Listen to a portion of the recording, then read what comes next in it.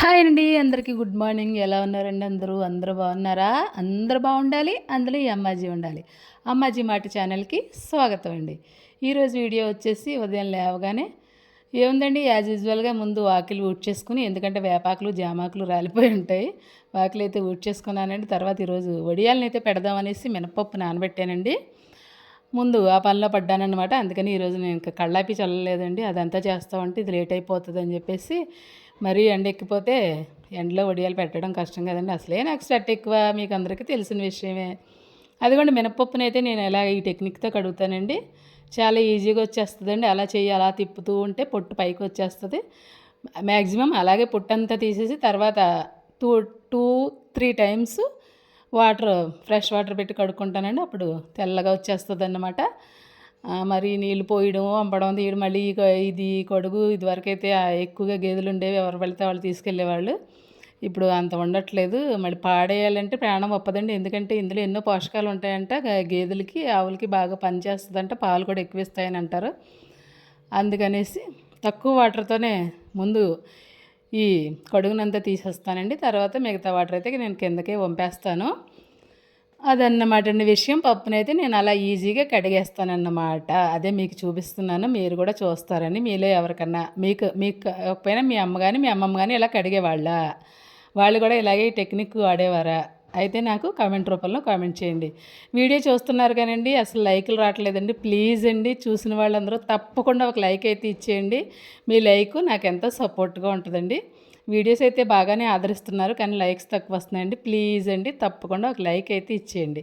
అదిగోండి పప్పునైతే అలా కడుక్కున్నాను. పప్పు బద్దలు వెళ్ళిపోతున్నాయి కదని మీరు అనుకోవచ్చు. మహా అయితే అంత వెళ్తాయండి, ఒక్క స్పూన్ పప్పు వెళ్తుంది అంతే, అందుకని ఏమి ఎక్కువ వెళ్ళిపోదు. ఈ వడియాల్లోకి పచ్చిమిర్చి, వెల్లుల్లి, కొంచెం అల్లం, ఒక వెల్లుల్లిపాయ, కొంచెం మన బొటన వేలంతా అల్లం ముక్క, ఒక 7-8 పచ్చిమిరపకాయలు. ముందు వీటిని అయితే మిక్సీ పట్టేసుకుంటానండి కచ్చాపచ్చాగాను.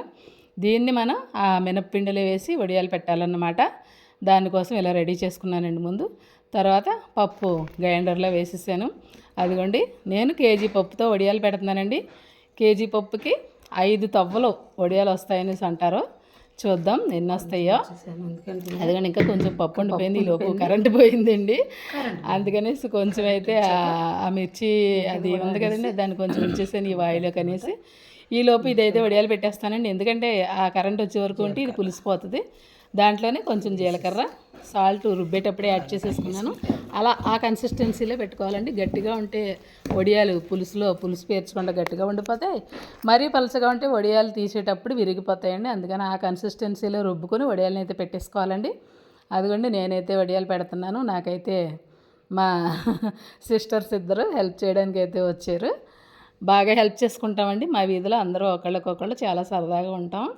అంటే నేను బయటకు వెళ్ళి పిలవాలి కానీ వాళ్ళు చేసి పెడతారండి. నేనే బయటికి తక్కువ వెళ్తూ ఉంటాను.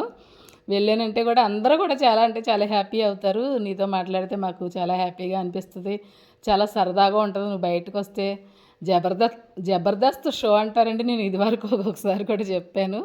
అంటే నేను అవాకులు చవాకులు ఏం మాట్లాడినండి, కాసేపు నవ్విస్తాను అంతే, ఏదో ఒకటి చెప్తాను. నేను ఏది చెప్పినా కూడా వాళ్ళకి వినడానికి బాగుంటుంది. చాలామంది వీడియోస్లో కూడా కొంతమంది అలాగే అంటున్నారు కదా. నేను అక్కడ చేసేది అదేనండి, ఇక్కడ వీడియోలో చెప్పేది కూడా అదే. అలా ప్రత్యేకించి కొత్త విషయాలని కాదండి, మన చుట్టూ జరుగుతున్న విషయాలనే ప్రాక్టికల్గా చెప్తానన్నమాట. అదిగోండి, వడియాలని అయితే నేను అలా పెట్టేస్తున్నాను. అమ్మమ్మ అందరూ ఇలాగే పెట్టేవాళ్ళండి. ఇప్పుడైతే ప్రతిదీ సులువులు వచ్చేసి ఆ ప్యాకెట్లో వేసి ఈ ప్యాకెట్లో వేసి, అంటే ఇవి కోన్స్ ఉంటాయి కదండి, బేకరీ కోన్స్ లాంటివి, అలాంటి వాటితో పెడుతున్నారు. ఎలా అయినా పెట్టుకోవచ్చండి, మన ఇష్టం. నేనైతే ఇలాగే పెట్టేశాను. అవి కూడా మొత్తానికి అయితే వడియాలు అయితే పెట్టేశాను. ఆ పప్పు కూడా కరెంట్ వచ్చిందండి, అది కూడా రుబ్బేసి తెచ్చేసి వడియాలు పెట్టేస్తే అలాగ కవర్ నిండా వచ్చినాయండి. చూద్దాం ఎన్ని అవుతాయో. వీటిని మార్నింగ్ 9 కల్లా పెట్టేసామండి. ఈవినింగ్ 4కి వెళ్ళి చూసేసరికి అదిగోండి కొన్ని అయితే ఆరిపోయి ఊడొచ్చేస్తున్నాయి. కవరమే పెట్టడం వల్ల వెసులుబాటు ఇదేనండి, వాటికి అవే ఊడిపోతాయి ఎండిపోయినాయి అంటే. అదే క్లాత్ మీద అయితే మళ్ళీ బ్యాక్ సైడ్ కొన్ని నీళ్లు చల్లి తీసుకోవాల్సి వచ్చేది. ఇది వరకు చెప్పాను కదండి, ఇప్పుడు అన్ని సులువులు వచ్చేసినాయి అని. జస్ట్ అలా టచ్ చేస్తే ఊడొచ్చేస్తాయి అన్నమాట అండి. అవి ఎండిపోతే ఎండకపోతే అదిగోండి కొంచెం అలాగే పిండి అంటుకుంటుంది, లేదంటే క్లియర్గా అదిగో అలా వచ్చేస్తుంది అన్నమాట. అందుకని ఇంకాసేపు ఎండనిద్దాం అనేసి నేనైతే అన్నీ తీయలేదండి. ఎందుకంటే కొంచెం పిండి వదిలేయడం ఎందుకండి, మరి మనం వదిలేయం కదా. అదిగోండి సగానికి పైగా అయితే ఊడొచ్చేసినాయి. అవి పళ్ళులోకి తీసేసుకున్నాను. అవి మిగతా కొన్ని ఊడరాలేదు. అవి తీసుకొచ్చేసి ఇంకా ఉదయం తెద్దాంలే అనేసి నేను ఇంట్లో ఫ్యాన్ కింద అయితే పెట్టేశాను అన్నమాట అండి. అదిగోండి, ఎండకపోతే అలా వస్తాయి, ఎండిపోతే ఇలా వచ్చేస్తాయి. కానీ దులిపితే కవర్ దులిపితే వచ్చేస్తాయండి. అది మాత్రం చాలా సరదాగా అనిపిస్తుంది నాకు. ఇది వరకైతే క్లాత్ మీద పెట్టేవాళ్ళం అని చెప్తున్నాను కదా, అదనమాట అండి ఈ వడియాలు కదా.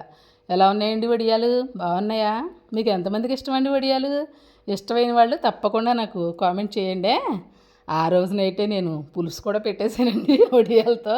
వడియాలంటే నాకు కొంచెం ఇష్టమే.